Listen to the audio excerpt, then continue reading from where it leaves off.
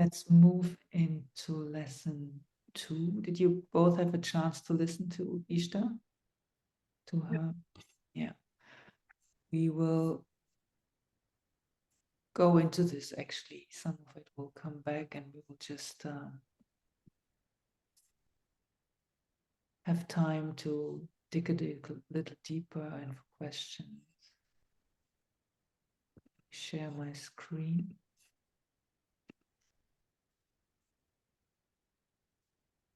Okay, can you see Babaji? Mhm. So as you've already heard Ishta talking about, I believe already first lesson, that we have 4, as caretakers of sacred life, we in particular work with 4 masters.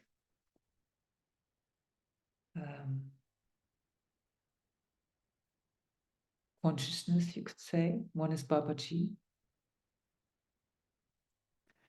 And the others, just to remind you, is Venus Kumara, and the Divine Mothers, and the guardians of the land, wherever we are.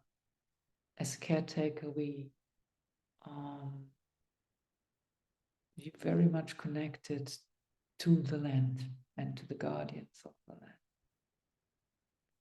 As remember, this picture of the big tree, it has deep roots. It's really about anchoring the light on earth.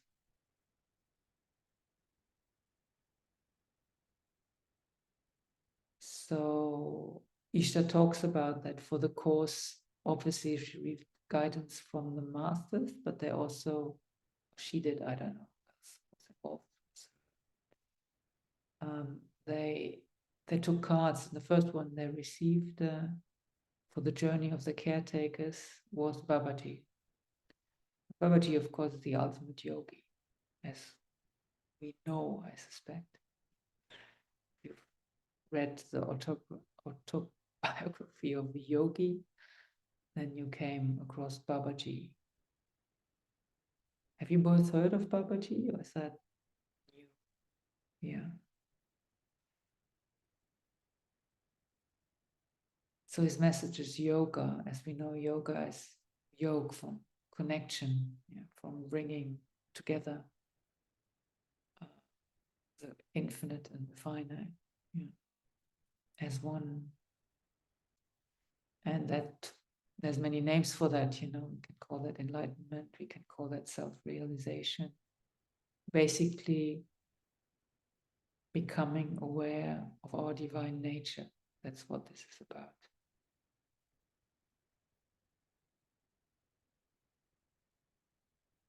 It's the final state in your experience because of practice, and that is important to understand. Of course, there are many yogic systems.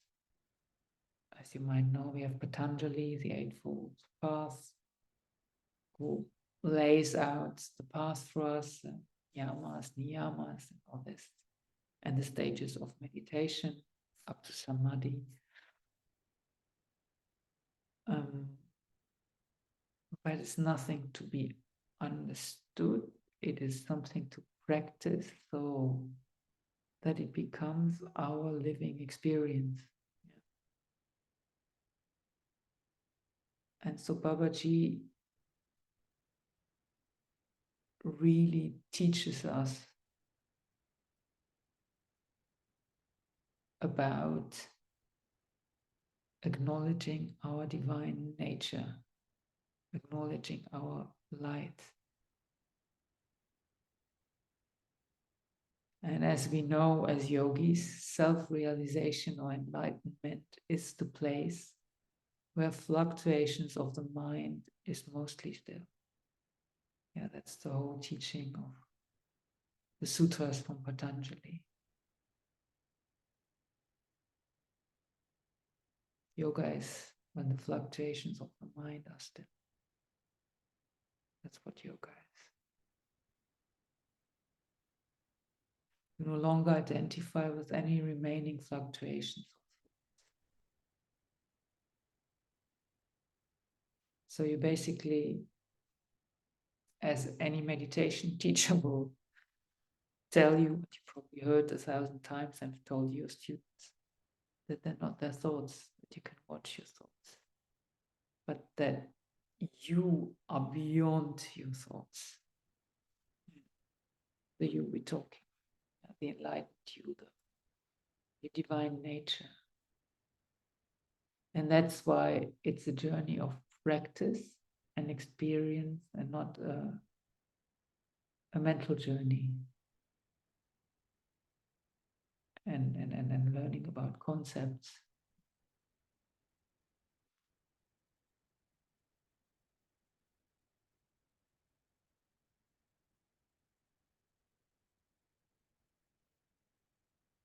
So that's Babaji, who is important for the caretakers.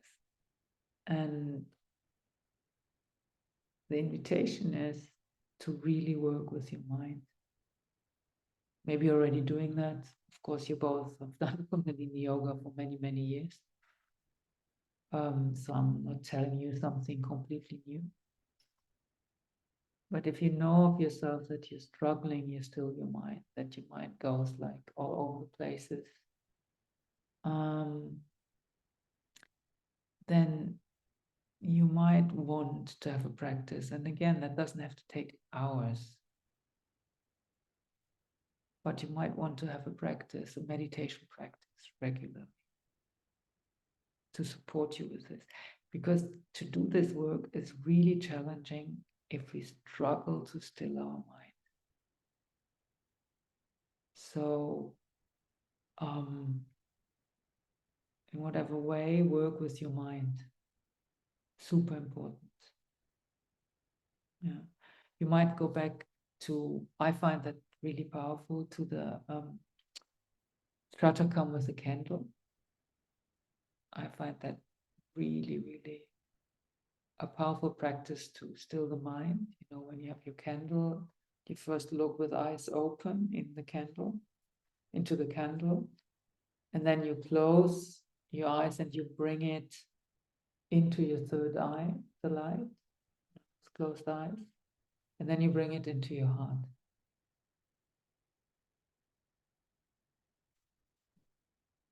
And I find that's a practice, even if you do it like a few minutes, I just find it very efficient. Let's put it this way. And of course, if you have time and you like it, you might even do it half an hour. But the invitation, for sure for everyone, but for sure for caretaker of sacred light, remember, you are this tree where other people that are confused come to sit and drink from the light. Remember who they are. So it's really important that you come into stillness within yourself. Otherwise, you're never there, you know. There's no one at home.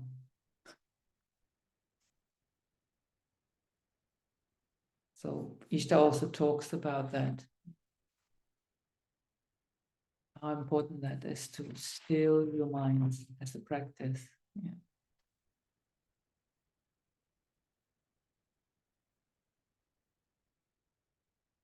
So it's really about, as soon as you still your mind, you can connect. Otherwise, your mind will try to do the work for you. It will create this connection. It will have ideas how it needs to connect. It will want to do the journey for you.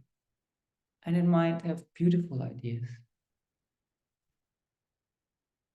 But still, that's not the journey you're asked to make. Yeah. And the most important thing, I'm also telling you, nothing new. What's the most important thing to still the mind? I ask. What could it be?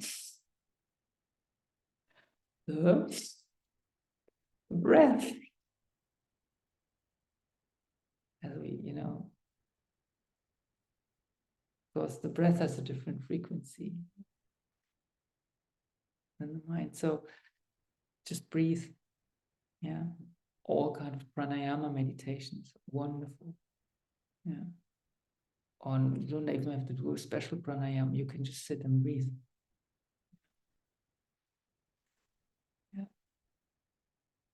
So see that you have a deep practice, and again, see that you can adapt it to your life, but make it a focus. And don't stop because you didn't do it one day or something. I mean, we're talking about perspective here. We're talking about lifetimes. And not about, oh, I didn't do it. Yeah. Just to have it as a habit. Yeah. Focus on the breathing. As we know, you can do it in the day, just to stop, take one breath before you do anything. You know all these things. It's just a refresher. Yeah. But it's really about, do we apply what we know supports us? Can we make that our focus? Not because it's a homework, but to honor yourself and who you are. So that you can drop beneath the thoughts. Otherwise, the mind will always take over.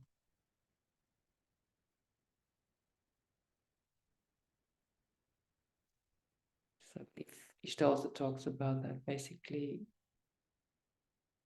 you need to go into, I don't know, is it in English, do you say theta, waves, the wave? This really deep, just before sleep, this wave is theta in German, but I'm not sure how you pronounce it in English. Do you know, Shifte? I think it's theta. I'm not sure. I'm not sure. I think you're the native. Theta, it will be. Yeah. Yeah, it's a word that I've only just sort of come up against recently through this, really. Yeah. You might want to look it up again, but you know, as you know, we have different wavelengths, you know, and the mind has a certain wavelength, and yeah, theta is a very different wavelength, and that's deep meditation. Yeah, that's deep meditation.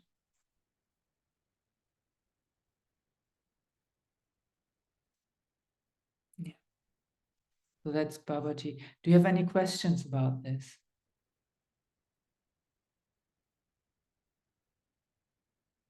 I would say as yogis, this is... Is samadhi the same thing as theta then, or? No, I wouldn't say that. Samadhi is very much, I mean, theta, you drop very deep, you drop beyond your mind into a state. But samadhi is really, if you hold this consciousness of oneness the whole time, the whole time you're in this, you know, you're sort of beyond any separation, I would say. Samadhi is just, if you go to Patanjali, samadhi is when the object and you become one. Yeah. As a, you know, you have this stages. Do you remember? You have, let me think, you have Dhyana's meditation, the one before. Yeah, where you sort of just have the focus, dharana. Yeah, you have the focus, you know, you have like a steady connection with the object. And there are meditations, you know. You look at an object, and maybe when you've no trained mind, you know, you might look, I don't know, at a crystal and start thinking that you still have to do the washing, or whatever comes to mind, or last time you saw a crystal and your mind is all over the place. It will just create associations, but you will not really be connected with this crystal. Yeah, it will just trigger memories, thoughts within you. And then Dharana, you really learn to hold that flow between the crystal or whatever the object is and you.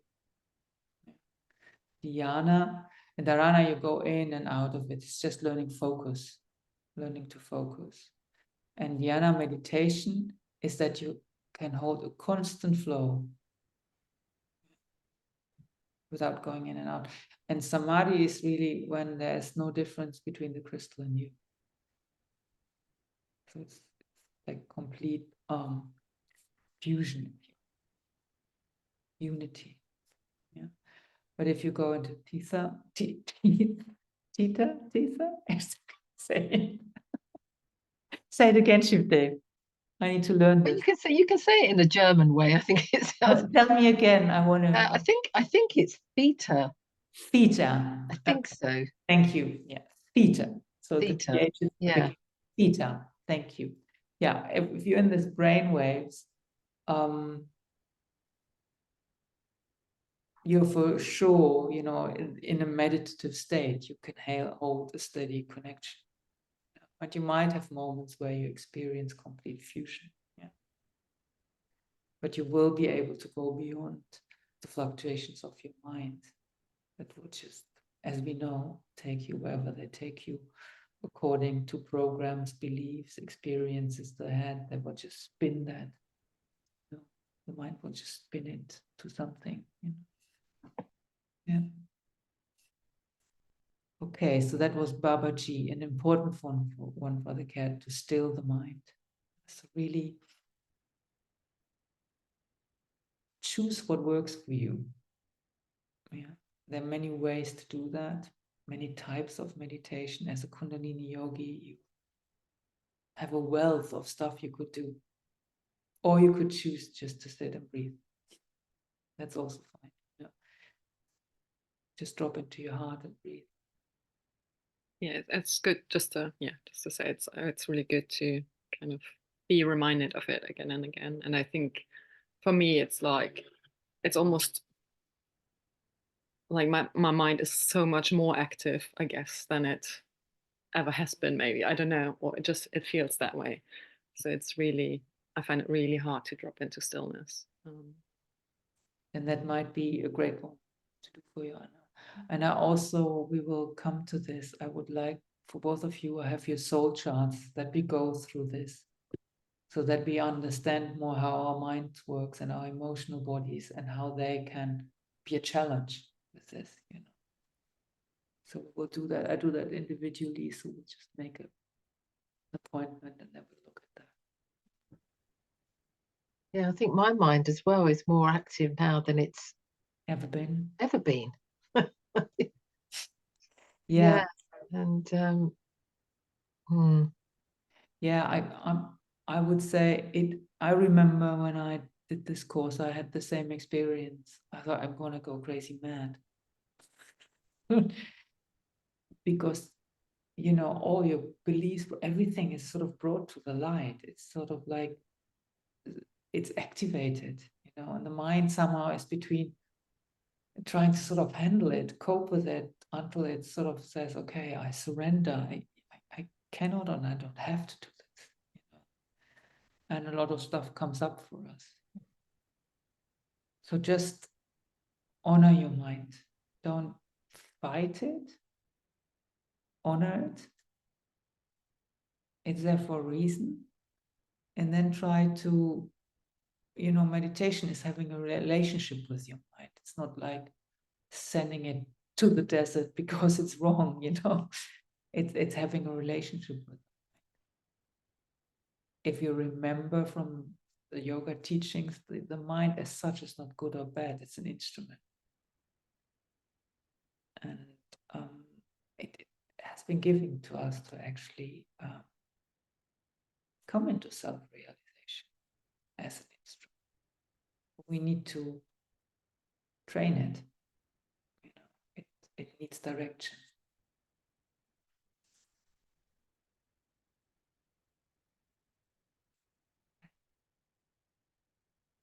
And then the next one she got was Lord Kotumi.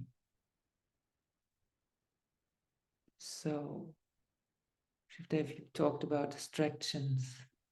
I said the mind is really active. So Lord Kotumi's message is remain focused. Choose not to allow yourself to be distracted. Choose to ignore the following short-term situations: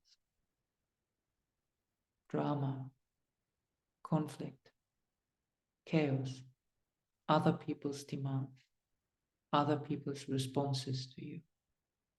That's quite a mastery. That's quite I mean, that's all the stuff that all of us permanently pull ourselves out of ourselves. you know, and there's already enough in our immediate surroundings. Then there's social media. We do social media, and then there's the state of the world that can be really upsetting. So this is quite a mastery. Also be patient with yourself here, but remain focused. And what are you remaining focused on? Well, remain focused on the bigger picture. Remain focused on why you came here. Remain focused on the promise you gave to yourself to be here at this time on earth, and make that your focus. Whatever, remain focused on being a caretaker of the sacred light. So very practical, going back to breathe and choose not to go into the drama. Breathe, not to engage into other people's agenda. Yeah. And if we do, can we come back from it? Can we just acknowledge, say, okay, I see that's what's been happening for me. Let me course correct. And if parts of me are really triggered, I might want to do some work with them, you know, not to fix them or push them away, but more as an invitation to remember their light, as an invitation to heal, to come into unity, to come into coherence with yourself. And then they're ready or not. But I guess, as you know, as soon as you become aware of something, if consciousness changes, everything changes. Yeah, just to acknowledge something changes something.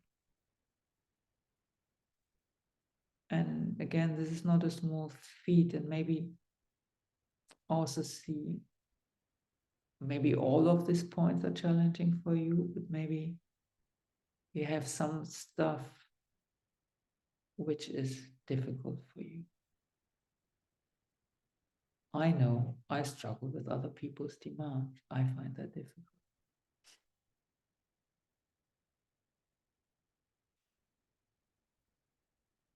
You might struggle with something very different.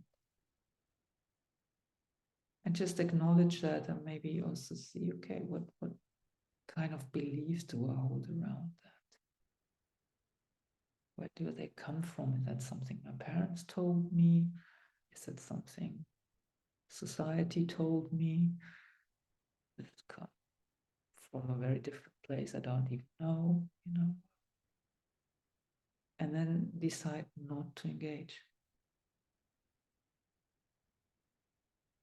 Remain focused. Remain focused on why you came here. Make that your focus in life, and also watch yourself when you might go, well, I don't have time to this, I have to make a living. You know, when your mind goes into creating something why you can't do this. And just breathe and say, okay, this doesn't need to be an opposition. Maybe I can't see how this goes together, but let me set the intention that these things can go together. Don't need to choose. Yeah. Don't have to make extra time. I can focus. Yeah.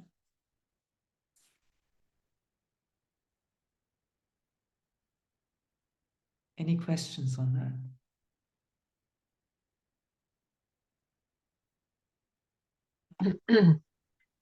Yeah, this is quite a good one. Isn't it? Isn't it, Chief James? Isn't it for all of us? Huh? Yeah, because I mean, I just find, you know, all of that conflict. My life's pretty quiet, really. It's, but when there's other people's chaos or drama or conflict around me, like my sons and his partners and everything else. I just find it so disturbing, and yeah, and just don't know what to do for the best, really. So, because it affects my grandson, it affects me, and but it's just very difficult to know what to do for the best. So yeah, but you can check in. You can sit and breathe and ask your higher self, ask your angelic higher self that, because it doesn't say you never do something. It just says don't engage out of reaction to something. There might be a moment where you ask to do something, but where does your motivation to do that come from? That's the question, you know. Are you triggered? Can't you stand the situation anymore because it makes you restless or uncomfortable? You know, what is it? Yeah. Or are you generally feel guided to say something, do something, suggest something, or whatever, you know? The question is always, what is my motivation? What am I connecting to? And you could just sit as we did in the beginning and just inhale the light and ask for guidance and ask, okay, I'm struggling with this situation. I acknowledge this. I'm challenged here. And I ask for guidance. Yeah. Sometimes we are asked not to engage. Sometimes we are asked to engage. But in what way is the question? Does that help, Dave? yeah, Yeah. yeah. Right. So, you know, it doesn't say just watch everything and let that's not what it says. It's just that, and the more you practice that, the more, I guess you already, if you're honest, you know that when you engage with all that stuff from a reaction or where you feel really guided to do something. Yeah. I mean, I know quite a few people that they almost have an addiction to create drama because otherwise they think life is boring, not consciously, but then I mean that just sort of come out of something, and next time I talk to them, all hell breaks loose again, you know? And I can feel they're lovely people, you know. They don't really want to solve. It's like a rush of energy they need to feel alive. Yeah. So just start watching that stuff. Or as Anna said, conflict is difficult for her, you know. For her, it might be very easy to not engage, you know, and to just ask, as you did, you know, do I need to engage or not? You know, and then say, okay, from what motivation am I not engaging? Am I afraid of this conflict? Does it make me uncomfortable and I'd rather not want to be part of this? Or am I really guided to not do anything about this? And that doesn't mean I don't care. It doesn't mean, oh, well, you know, no more thing. You can hold your heart open, but you don't have to go right in with your sword and rescue everyone, you know. If you know that's something you tend to do, you know. Yeah. Very often we find out that people don't want to be rescued. They're actually fine. So, so just become more aware of what consciousness are you connecting to? Are you connecting to your trigger consciousness, shadows? What are you connecting to that you feel you need to do what you think you need to do? And is that really the reality of the situation? I guess it's also learning discernment, what is what, you know?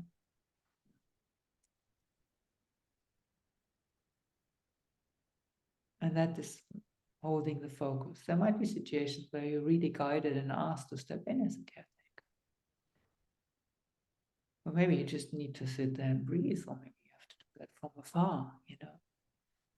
Maybe you just light a candle or send a prayer.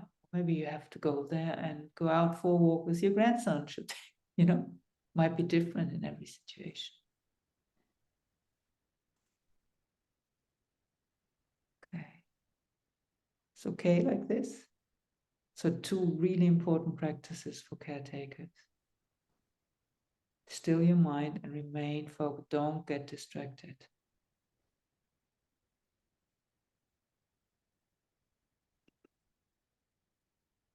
We've done this.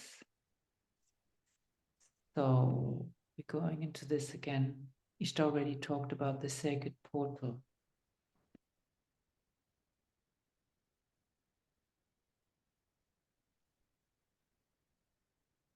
So do you know what a portal is? Is that clear?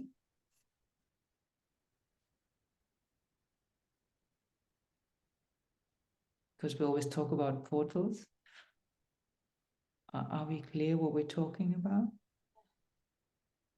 Well, I think of it as a sort of opening, a sort of open door, a sort of an access point to something. Yeah, it's an access point to consciousness, you know, to another level of consciousness. Yeah.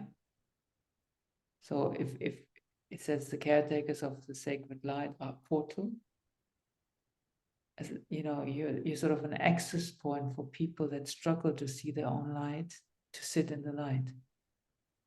As you hold the light within you, you don't have to create the light for them or send it to them. You just hold the light within yourself. I guess you know that experience. If you sit next to someone who can do this, we become very calm. And we all of a sudden feel like, oh. And maybe people have told you that also. Oh, it's really nice to be with you. I feel much calmer. Or, I don't know. I see a perspective again. Or whatever, you know. There are different ways how you share the light. But it's really holding the light within you, not projecting stuff on people or wanting that, you know, and maybe not even say much about it. But that's a portal, because we have a vortex, we have portals. Yeah, chakras are vortexes. That is sort of like really a hub for an energy. Yeah, but a portal is always, like you said, shifted like a door, like an entry point, like an opening to a consciousness. Yeah, like we have we have portals on the earth to certain consciousness we can access through that portal. Yeah.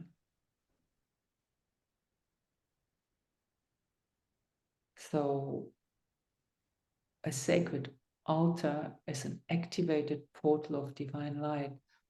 So you are in this lesson to set up an altar. You might already have an altar. Do you both have an altar already? Yes, that's great. So it's not a completely new concept for you. The invitation is to say, okay, let me really sit with my angelic higher self. You've got the name, you can sit, breathe, maybe do a meditation, calm your mind, sit still, go into theta, and then call in your angelic higher self and ask, where exactly need my altar to be? You know, as Ishta pointed out, don't put it like if you live with many people, like in the middle of a room where everybody walks around, because it's about your energy. If you don't have a spare room, then put it somewhere in a corner where you can be with this altar. Yeah, so that's important. And then ask your angelic higher self, what needs to be on this altar now? And as she said, it will grow, it will change. Yeah.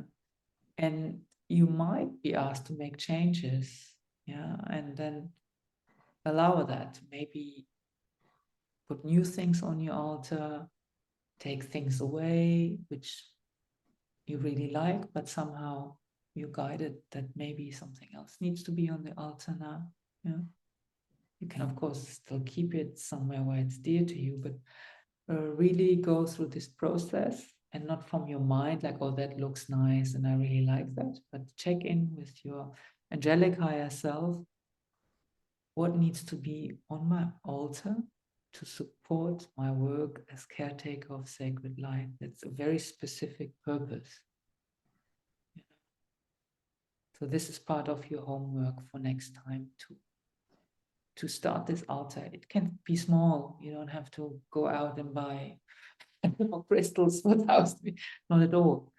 And as she said, it can be inside or even outside. You might be called to do one in your garden if you have a garden. Just check in. What needs to your altar to look like? What needs to be on your altar? Where exactly does it need to be to really support this work?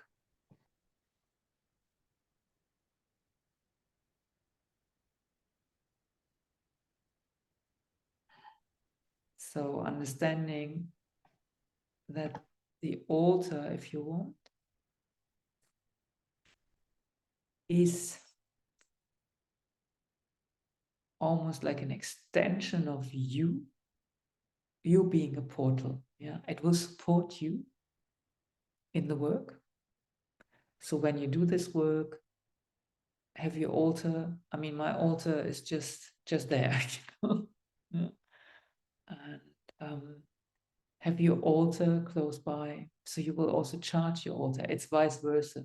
The altar will support you, and you, with the energy and the work you do, you will open this portal more.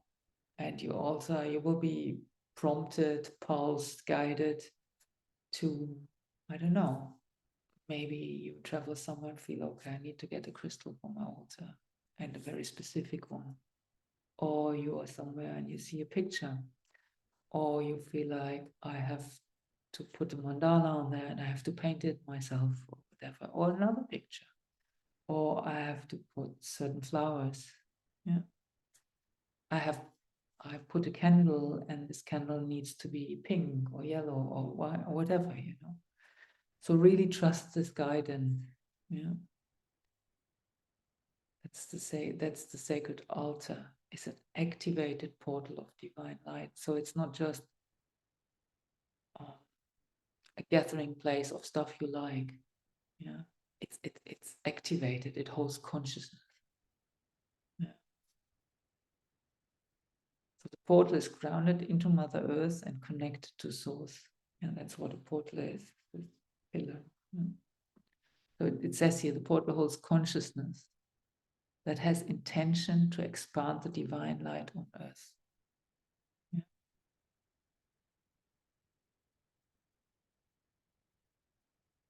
So as much as this altar as an activated portal, and you will need to activate your altar, and you will feel that, you know. You might want, maybe already doing this, clean your crystals if you have crystals, you know, regularly, dust it, clean the place, you know. You will feel so that it has a high frequency, it has a high energy, yeah. And it's not just in the corner collecting dust, yeah. And think, oh, I should be dusting a little bit to really, you know, before you start the work, really go there, maybe say a prayer. Maybe you're already doing all these things. It's just suggestions, yeah. To acknowledge it as a very intimate connection and a great support for the work you're doing. Yeah. And it needs to be regularly activated in whatever way you want to do this. Yeah. Then you are a sacred portal as much as your altar is a sacred portal. Yeah. And that will be like a mirror. Yeah. And but really follow the guidance. You don't think like, oh my God, I don't have these big crystals on my altar, so I'm probably not a big portal, you know. Maybe you're guided to take leaves from a tree or whatever, you know, whatever it is. Yeah, or put a statue. Yeah. There's nothing that is bad or anything. It's more like what is appropriate for you and really supports you.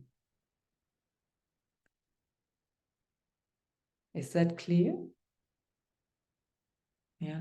So really make a little ritual, you know. It's great that you already have an altar. Maybe you check in, is the place right? Do you want to change that? And then ask yourself, meditate, go into theta, and then, do I need to change something here? What am I guided to have there to support this work? And really ask then also to be asked, set that intention to be supported with your work as a caretaker of sacred light. Yeah, have a dedicated altar. You might want to have a little other altar, another place, you know. I mean, I have sort of like little altars in different places in the house. I have this one altar. Yeah. Yeah. Can I share something briefly? Yeah. I was quite triggered from in the when I listened to Ishta, and she was about like you can't have it somewhere, where other people are and stuff, because I literally, it's not possible for me at the moment. Like, we live in a flat, there's not much space. Yes. Every single bit of space is somehow occupied. And it was interesting to observe that, because I know the power of, like, in our previous flat, I was lucky to have like a tiny small room just for me, and it was my altar and my space for practice, and I know how powerful that was, and how much it really made a big difference. So I know it. So and then obviously I know what that she was speaking to that, but still I felt really triggered. I was like, nah, I can't do that, and just not possible. But yeah, interesting. Yeah, it's good to notice. It's good to notice. Yeah. And then ask your higher self, because there, as we know, there's always a solution. And I figured already, probably. But also I feel, yeah, I already feel it, like, just since we started here, I feel it already, because I come here and I do the course and I'm doing my practice here, even though it's in the living room, but I already feel it's kind of strengthening a bit this place. So. Great. Yeah. Then trust your guidance with that. You know. Yeah. And just nourish your altar, cleanse it, clean, yeah, because it will nourish you. It's really a relationship. Yeah.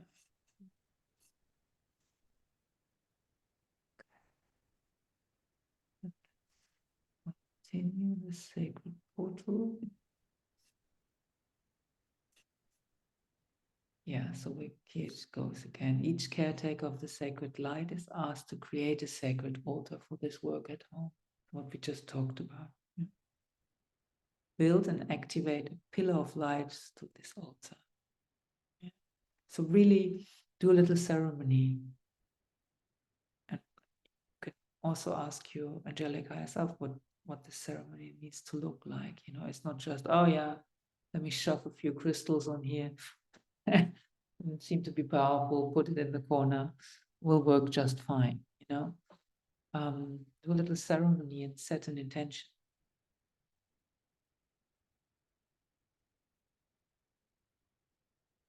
So you build and activate a pillar of light through this altar, like you are a pillar of light yourself. And it says here the altar supports your pillar of light. And don't compare or judge what others do. Create your altar and honor that. I remember when we started this course, some people had like, I think I had a nice altar. Some people had like massive, the whole chimneys full. And I was like, what? And yeah, I could see I'm triggered with this. It took me. I really need to go to the heart temple to honor my altar. Yeah. Maybe that's not an issue for you, but it was one for me.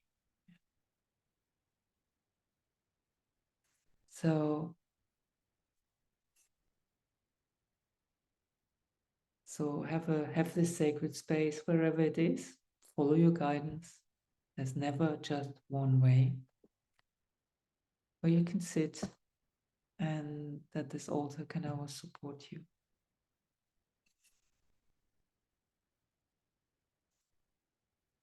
Examples of sacred altars. Here's one.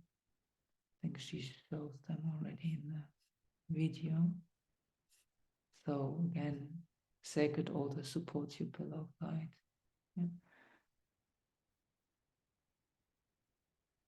Yeah, sacred space supports your practice. We're really building, let's say, the base. Some stuff, most of the stuff you've heard before. I know. But can we make it really an integral part of our lives? Acknowledging that we are caretakers of the sacred light. And that this supports our work. How we support ourselves with this work. So that we can do this work.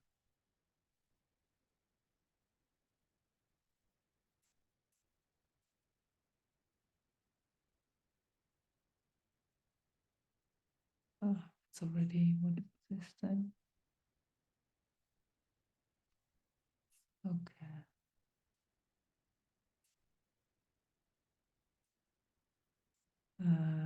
Okay, that is the homework. I will send you that in a message also. We will have an activation, this time a really short one, just 17 minutes. Very different. So where did your Christed Master and your higher self sit in your pillar of light during the meditation? Share this with your teacher by email. So please send me an email. So this will be in the meditation, the activation. Then create your sacred altar and then take photos of the sacred altar and post them in your group. But I would love to see them too. So send me a picture of you. Yeah. Says send me an email. Create a sacred ceremony to anchor your sacred altar and the light within it with your Christed Master and higher self. So really invite them in to support you, to guide you. Begin to practice and work with the breath of life meditation. This practice is very important for caretakers.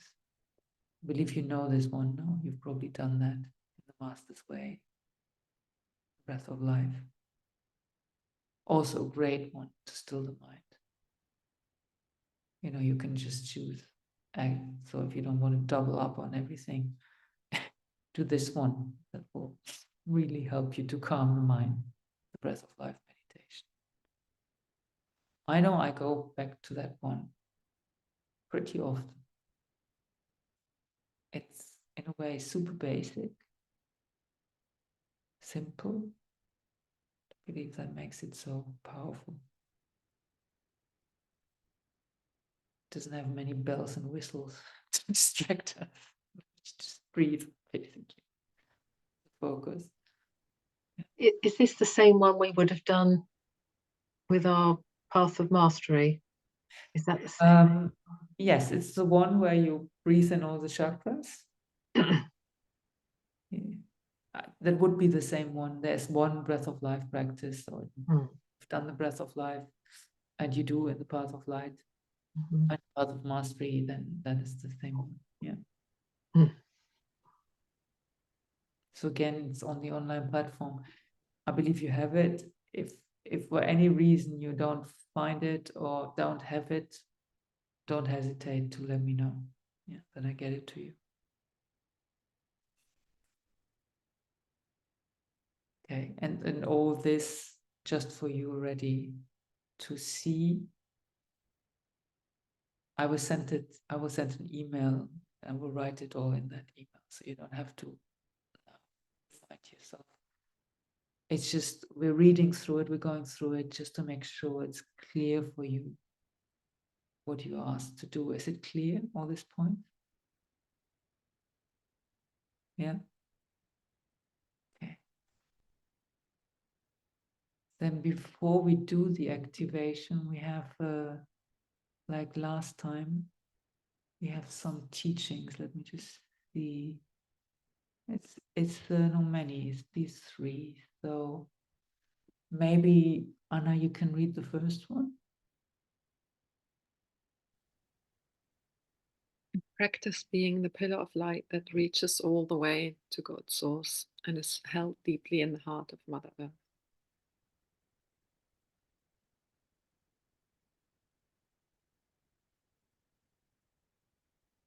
So that is really like a key practice for the caretakers. Practice being the pillar of light, like this tree, that reaches all the way to God's source and is held deeply in the heart of Mother Earth. So both these connections are very, very important for the caretakers.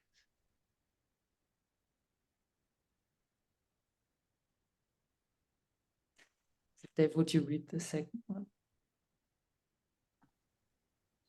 Choose to allow the divine light of source to fill any space in your pillar.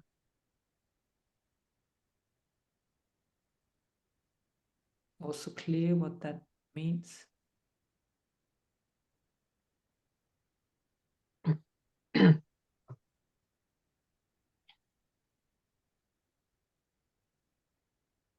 It's an interesting way of phrasing it. I think it's phrased differently than usually, because I think I imagine usually the light to be the pillar, and like this is as if, yeah, having that image of there is a pillar and it's being filled. Yes. And implying that there could be spaces where you don't let it in or something. It's interesting. Yes, yeah, exactly. And that's why this karmic work is so important to do. Because basically everywhere we hold karma, really run, just energetically, the light cannot come in. Yeah. It's just sort of like a block in the road. Yeah. A part of us that says, no, thank you, I don't want to connect with this. So yes, you are this pillar, and you can feel yourself here.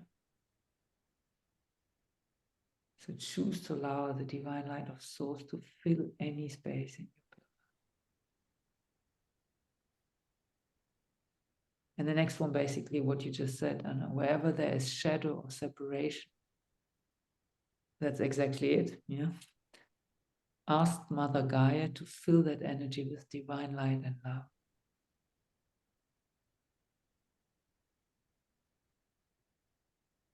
So it's very basic practices, but very powerful practices, you know. And just want to bring it back to one point Ishtar also mentions in her online session about looking at your relationships, you know, that every relationship will tell you something about your relationship with source energy. Do you remember this? Yes. For me, that was very, very, very instructive. And I also go back to that often to understand my relationship with source better. Yeah. So each relationship will mirror to you your relationship with source. It's interesting.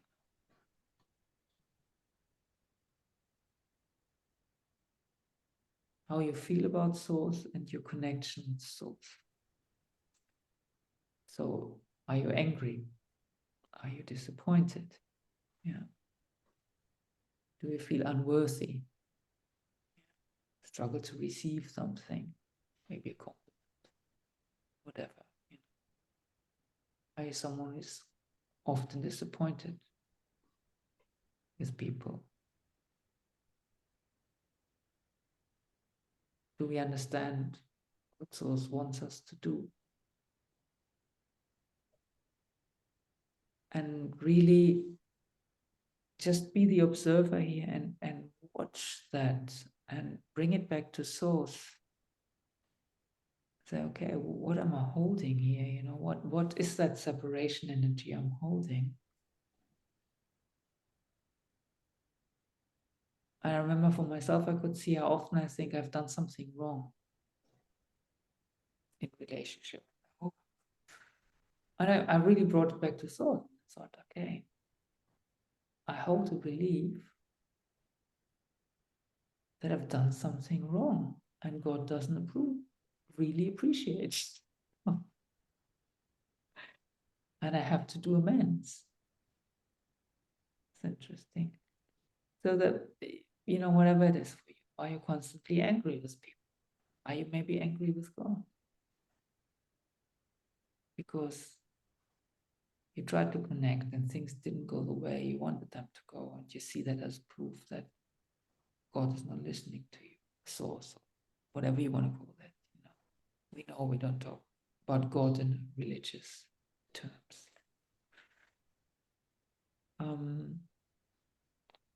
So maybe also start watching this, because it is so important as a caretaker of sacred light that you allow yourself to receive that light and be nourished by the light.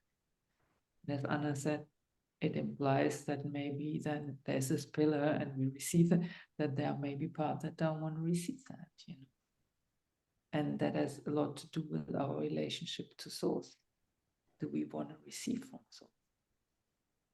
Or do we think, I don't know, I'm losing control, or that's not how I want it, I want to receive another energy, or whatever it is for us, you know. Yeah.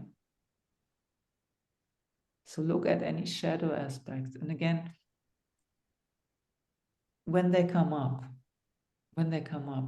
you don't have to now make a whole list and then go through it like in a marathon. But when they come up, say, oh, okay, I can see this one. Okay. Let me connect. Let me just connect with that. Yeah. And we will at one point, I don't know if it's in lesson 3 or 4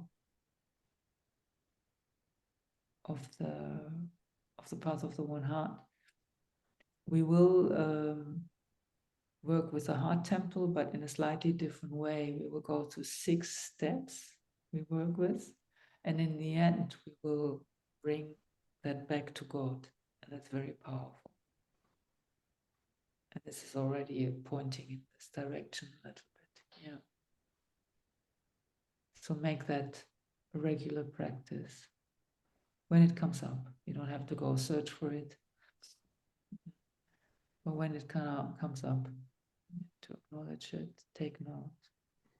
Yeah. And really honoring yourself and receiving the support that is there. Yeah, because otherwise we struggle to do this work. It's like you want to do that work with always a cup half empty or maybe fully empty. You want to fill your cup regularly.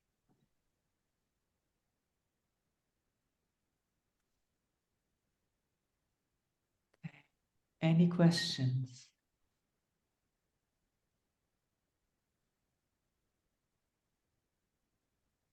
So we're sort of learning the ropes of the caretakers of sacred light. So there's certain practices that that support us to really be this, and not only support us to be that, but also really anchor that consciousness within ourselves to acknowledge this. And I'll go like, yeah. And then the more we anchor that consciousness, the more we will be guided what we need to do with this. And again, that is different for everyone.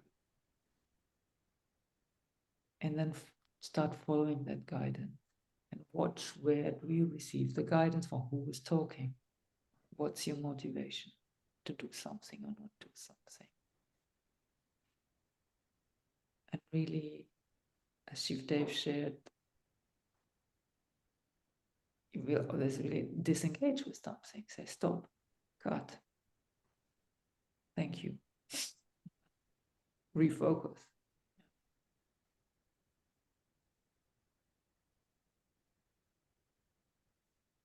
Okay, so today we will be well in time. Does any one of you, do we need a toilet break? Do you want to drink something? Or you Yeah, could toilet. toilet. Shall we do Yeah. 5-minute toilet break? Body break, as they say. And then we do the activation. Okay.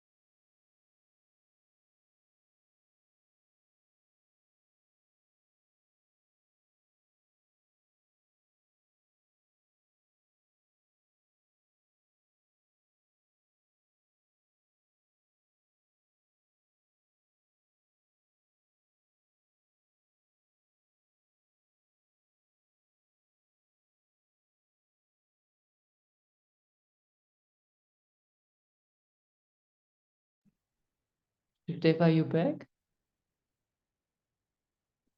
Yeah, okay. There she is. Oh, now I see you. Okay. So then let's start. Sorry, just to ask, do you need to see me or No, not? no, I don't need to see you. Okay, Fine. all right. It's good. No. Okay.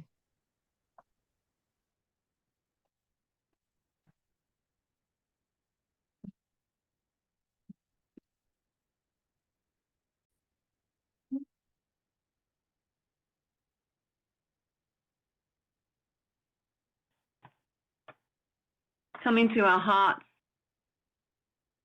Let's open our pillars. And as you breathe deeply, just beginning to see yourself as a beautiful pillar of light.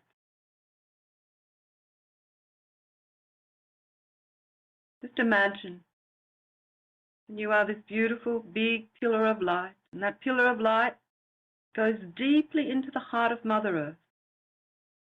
Just imagine that in your mind's eye.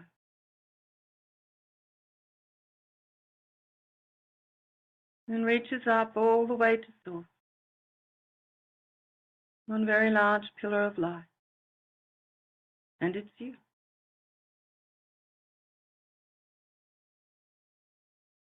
And with every breath that you breathe in, that pillar of light begins to expand. Anchors more deeply, connects more deeply to Source, anchors more deeply in the earth. Time you activate it, each time you breathe in more light, you fill that pillar with light and it expands. And each time you breathe out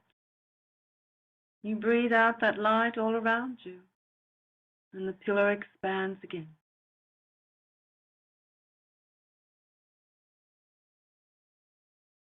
And just imagine your beautiful pillar of light expanding with every in-breath that you take, and expanding with every out-breath that you take.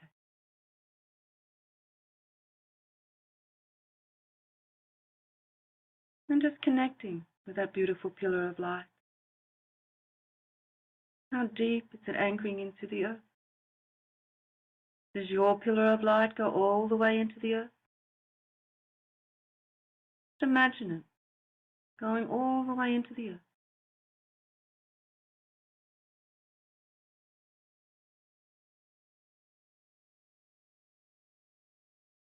And does it reach all the way up through the heavens to Source? Just imagine your beautiful pillar of light going all the way up, all the way to Source, connecting to the Source light. And with every breath that you breathe in, your pillar expands. With every breath you breathe out, your pillar expands.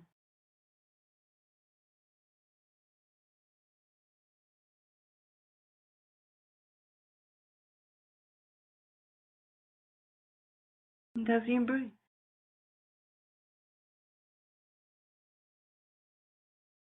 I want you to imagine light flowing from Source down through your pillar, all the way into the earth heart.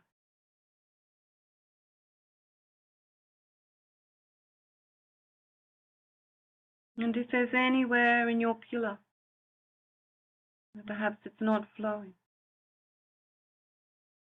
any block, any shadow, where it's being diverted,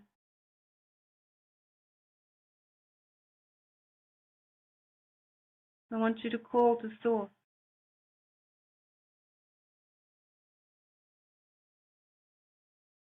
And just sound a simple Om 3 times into that place and call to Source.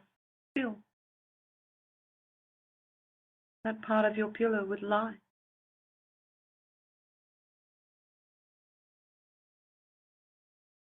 Anywhere you sense or feel or see in the higher part of your pillar, that light from source is not flowing.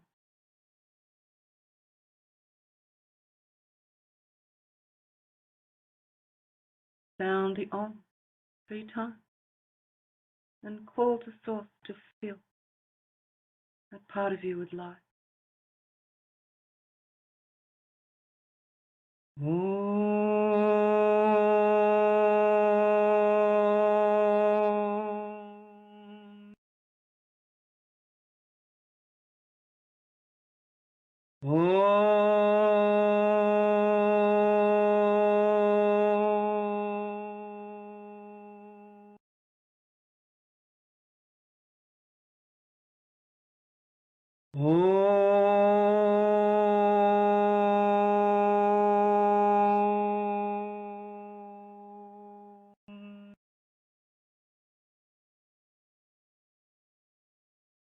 And let the light of source fill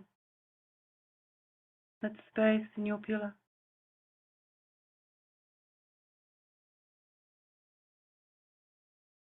Allowing the light to flow. Once more.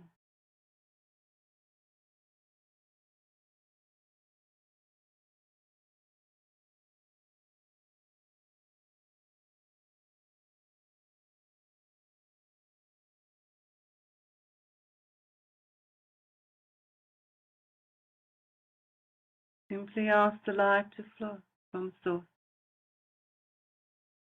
With the sound of Om, give your permission for it to flow. Calling for that part of you to open, to receive the light of source.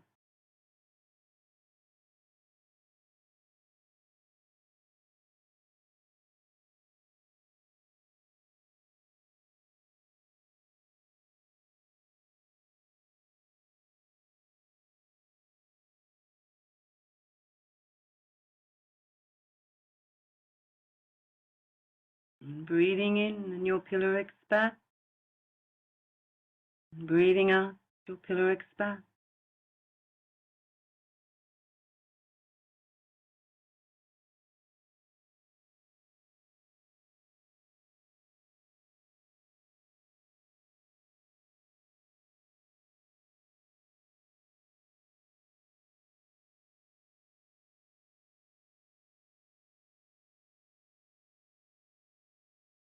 And as you breathe now, look to the bottom part of your pillar that is connecting to the earth.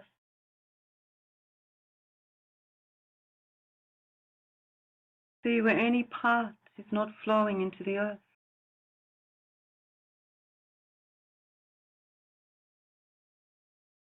Where any part of you is blocked, disjointed, in separation. Not allowing the light of your pillar to flow deeply into the heart of the earth.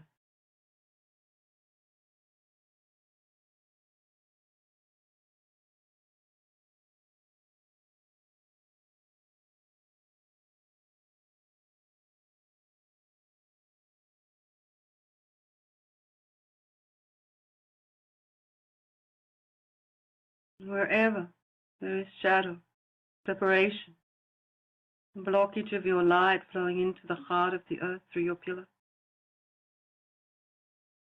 call to Mother Gaia to send her light to support this part of you to open to the earth. Ask her to fill you with her love, her embrace, nourishment. And sound the feminine Om calling to her, calling to the Divine Mother, to the Mother Gaia energy. Open this part of you with deeper connection to the earth, that it may feel safe, that it may feel loved, it may feel connected. Oh,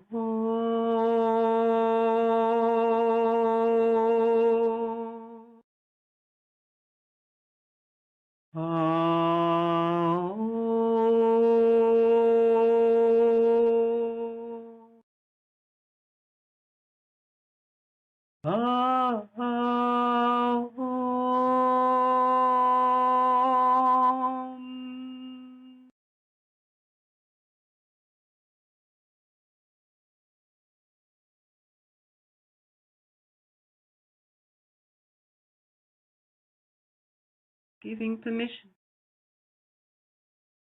for Mother Earth to support this part of you with her love.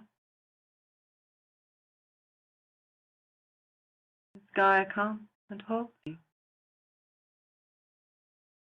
Many ancient mothers come and embrace you,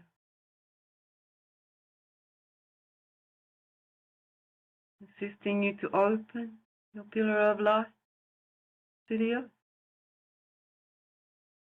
Be present. Wherever there is separation in your pillar, we're anchoring into the heart of Mother Earth. Call on Gaia in the heart of Divine Mother to support this part of you. Step out of separation.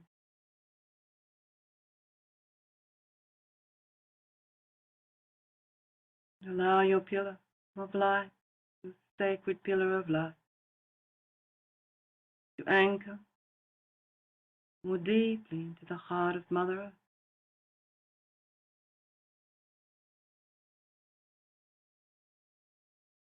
And breathe deep. Breathe deeply.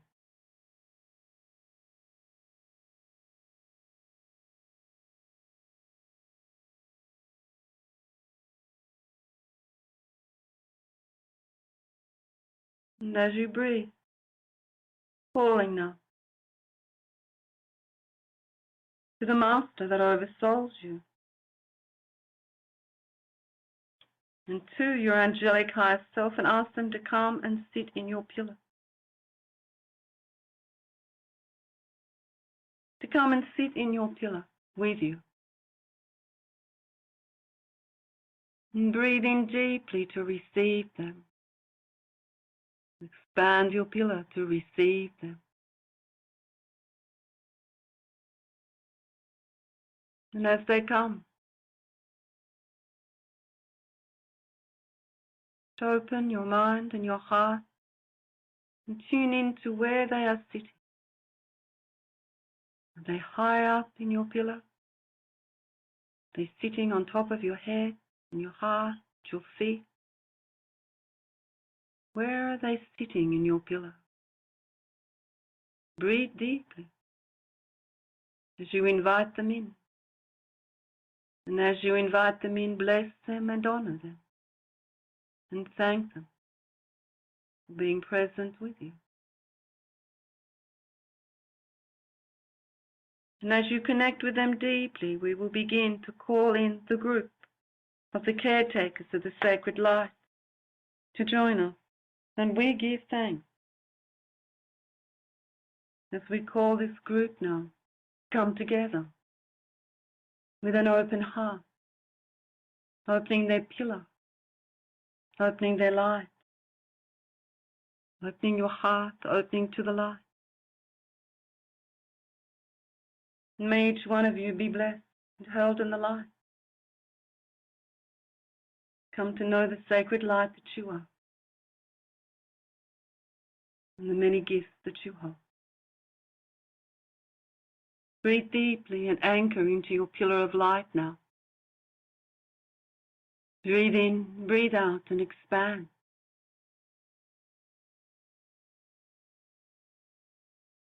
As you begin, become more and more conscious of your pillar of light and what it holds.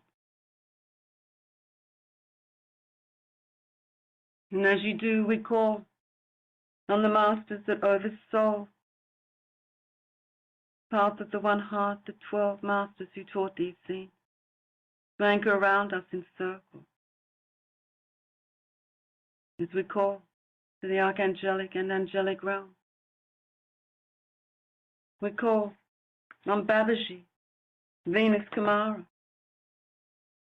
We call on the mothers of creation, the ancient earth mothers and the guardians of the earth. We call on Ariel, Shamuel, Gabriel, Haniel, Jeremiah, Jophiel, Metatron, Ragiel, Raphael, Raziel, Sandolphin, Uriel, and Zadkiel. And we ask for a circle of archangelic light to be anchored around us, to hold us, to bless us.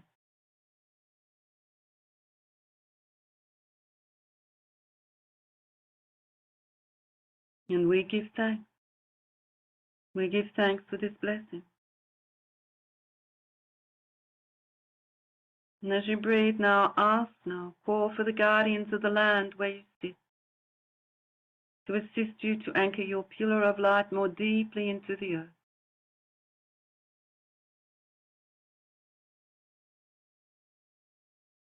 More connected, more open, more expanded. Call to them to open the gateways for you.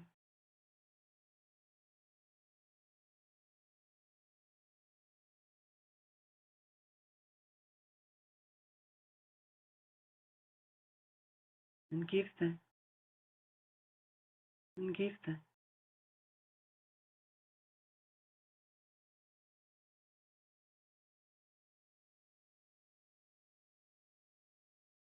Blessed be. Blessed be. Blessed be.